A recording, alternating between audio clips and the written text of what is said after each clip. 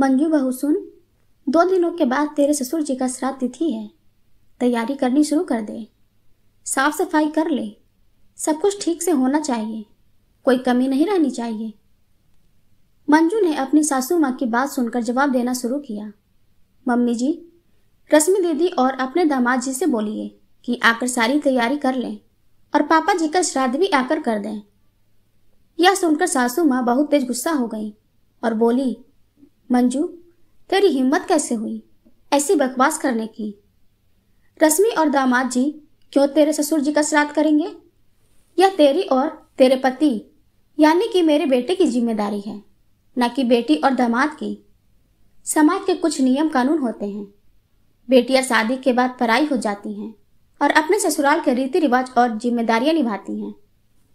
Mummy जी, समाज के कुछ नियम होते हैं, तो समाज का यह भी नियम तो होता है कि शादी के बाद बेटी को उसके ससुराल की संपत्ति में बहू के रूप में हक मिलता है, न कि मैके की संपत्ति में।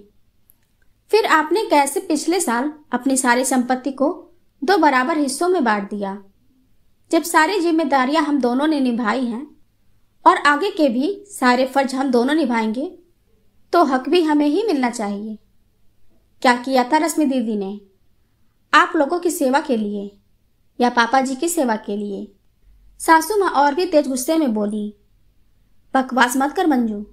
यह कानून का फैसला है कि बेटियों को मायके की संपत्ति में बराबर का हक मिलना चाहिए। अच्छा मम्मी जी, तो जब दिल किया कानून के फैसले को सही मान लिया और दंपत्ति का बराबर बराबर बंटवारा कर दिया, और जब दिल किया समाज के नियमों को सही मान लिया और सारी जिम्मेदारियां बेटे और बहू के सिर पर डाल दी। जब हक बराबरी का लिया है तो जिम्मेदारियां भी बराबरी की निभानी ही पड़ेगी। मैंने अपने मायके में कोई हिस्सा बंटवारा नहीं करवाया और ना ही कुछ लिया है, तो मैं जब भी मायके जाऊंगी मेरे भाई भाभी मुझे पलकों पर बिठाकर मेरी आव भगत करेंगी, क्योंकि मैं उनके लिए उनकी बहन हूं, ना कि पटीदार। लेकिन आपकी बेटी ने पटीदार बनकर पूरा बराबर का बंटवारा करवाया है, तो अब वह हमारी बहन नहीं बल्कि भाई हैं। तो जब हक बराबर कर लिया है तो जिम्मेदारियां भी बराबर की निभा लें। और हाँ, पापा जी जब बीमार थे और अस्पताल में भर्ती थे ना, उस वक्त अस्पताल का सारा बिल हमने अकेले भरा था। वह हमारे पिता थे, हमारा फर्ज बनता है और हमने अपना फर्ज पूरी जिम्मेदारी से निभाया था। लेकिन अब हमें भी समझ में आ गया है कि हम उनकी इकलौती संतान तो नहीं थे और फर्ज तो सारी संतानों का बराबर का बनता है, तभी तो पुण्य भी बराबर का मिलेगा। तो पापा जी के अस्पताल का बिल भी मैं रश्मि दीदी को भिजवा रही हूँ, ताकि आधे पैसे वह हमें देकर अपनी बराबरी की जिम्मेदारी और बराबर का फर्ज पूरा कर लें और बराबर का पुण्य भी प्राप्त कर लें। पापा जी का श्राद्ध पापा जी के गुजरने के बाद से लगातार मैं और आपका बेटा कर रहे थे, लेकिन अब सारा धर्म कर्म हम तो नहीं करेंगे।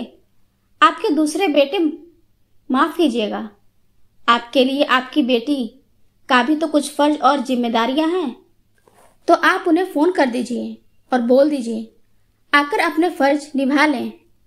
हमने अपने फर्ज बहुत निभा लिए और अब मुझे इस विषय पर कोई बात नहीं करनी।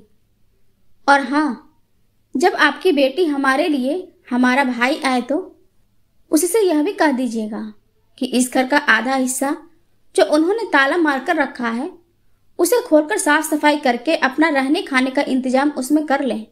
यहाँ उनकी कोई सेवा नहीं होने वाली।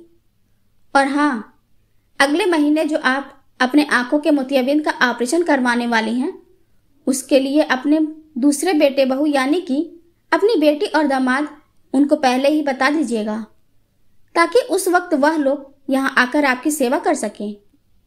आखिर उनके भी तो कुछ फर्ज और जिम्मेदारियां हैं, सिर्फ हक थोड़े ना होते हैं, थोड़ी जिम्मेदारियां भी तो निभानी ही पड़ती है। कहकर मंजू अपने कमरे में चली गई। बहुत दिनों का दिल में भरा हुआ गुब्बार आज उसने निकाल दिया था। पता था करना तो सब उसे ही पड़ेगा, पर कम से कम सासू माँ को आईना तो आज उसने दिखा ही दिया था। इस कहानी से कौन कौन सहमत है कमेंट करके जरूर बताएं।